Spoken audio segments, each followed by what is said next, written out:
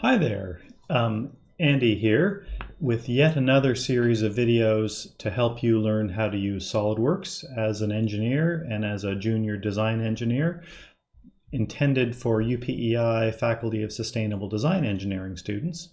But hopefully if you're not in that program, then you still might find some of these useful.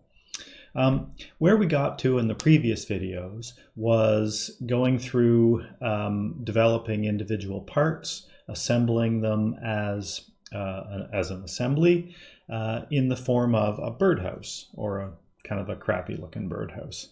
I named the file Ugly Birdhouse, gives you an idea of what I think of what I created. But I wanted to show you the steps going through making a fairly complicated design. But where we left it was just purely as a virtual model in a CAD environment. And you're not likely, very often anyway, to just take that CAD environment, open it up and show people, whether it's your boss, whether it's potential company founders or funders, or customers or whatever. No, somehow, and I talked about this in one of the earliest videos, you need to go from the CAD model you've created to one or other forms of output. So this tutorial for your class and this series of videos are going to go through different types of outputs and how to create them and how to create good copies of them. So I'm going to be using the CAD model you've created as the example, and we're going to create some different outputs. Now, what do I mean by outputs? Let's go to my tablet and let me show you kind of what I'm talking about. So we're talking about outputs from CAD. Yep. No need to see my blank wall there. So you've got your CAD model.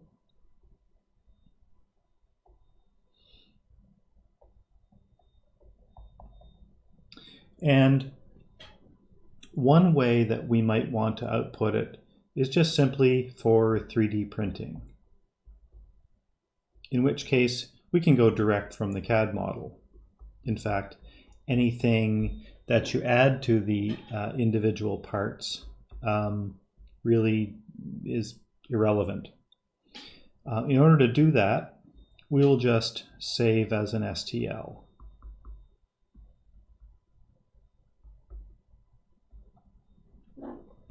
That's a file type. I'll quickly show you that in video 1. But the other things we might want to do is you might want to make a graphic for a report.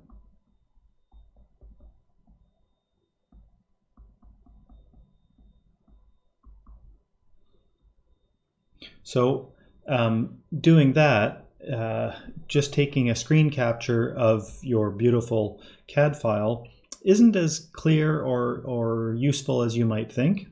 So we're going to create TIFF files, create images basically, from your CAD model. Another thing we might want to do is laser cutting. For those, we're going to have to create two-dimensional layouts.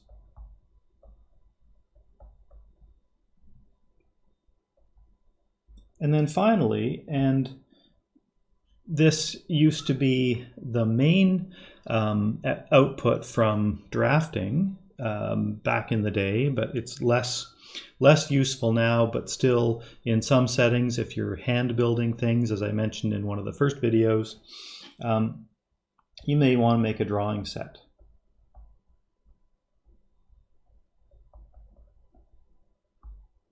And there we're going to need to do two-dimensional layouts as well.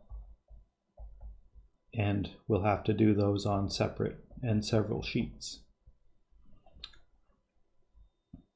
So I'm going to be covering just a simple direct to STL file in the first video. That'll be pretty easy. I'm going to be looking at how to make some graphics for reports in the second series of videos.